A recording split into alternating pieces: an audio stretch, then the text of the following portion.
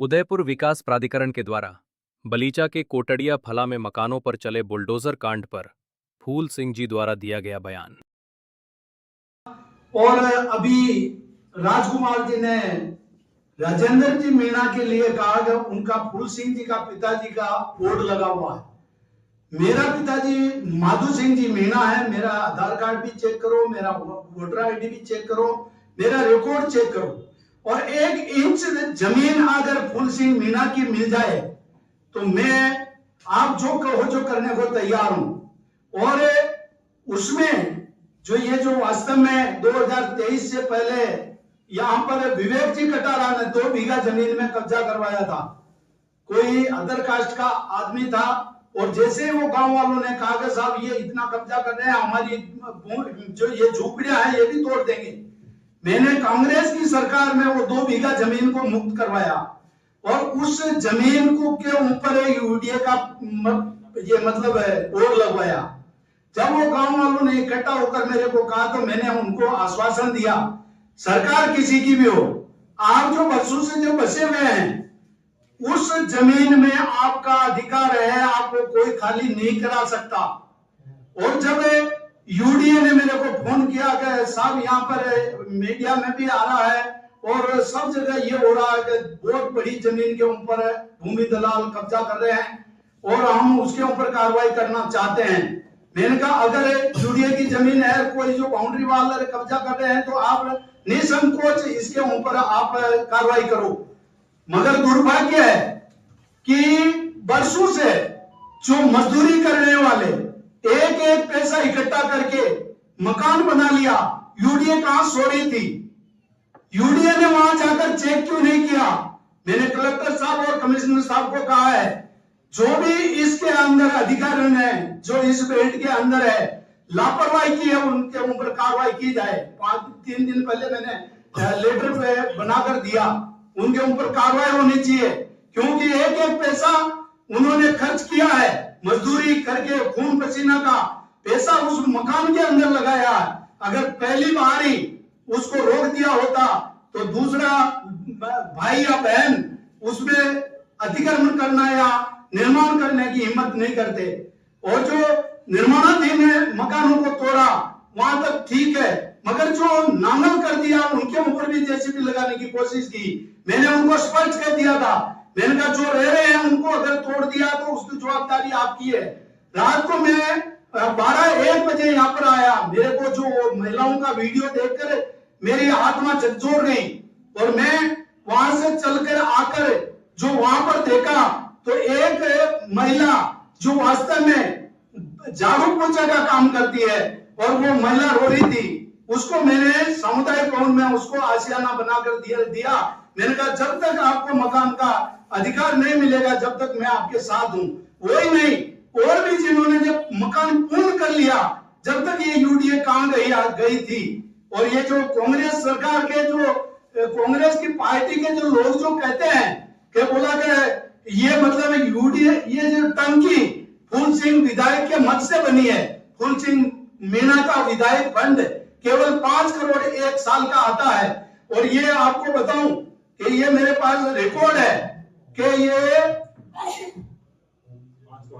12/4/2023 को टंकी बनाने के लिए एनओसी का कागज यूडीए को दिया था। उसके बाद में यूडीए के पास में उसका रिकॉर्ड नहीं है, रिकॉर्ड भी गायब है। टंकी बन गई, 5 करोड़ 61 लाख से ऊपर की ये टंकी बनी है और वो भी कांग्रेस के सरकार में, वहां से ये बनी है।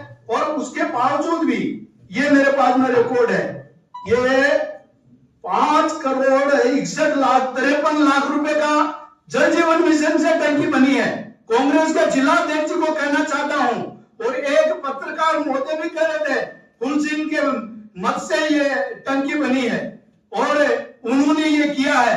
ये टंकी 2023 के 23 मई 2005 का ये जो मतलब टेंडर हुआ है, वर्क ऑर्डर है और टंकी उस टाइम पे बनी है। और मेरे विधायक फंड से एक पंचायत के अंदर मैं ज्यादा से ज्यादा 20-25 लाख रुपए 1 साल में दे सकता हूं।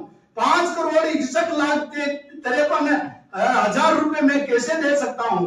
उनको पहले तथ्य तक जाना चाहिए और ये मतलब ओछी राजनीति नहीं करनी चाहिए। और वो कह रहे थे क्या बोला कि मतलब इनकी जमीनें हैं तो बताना चाहिए।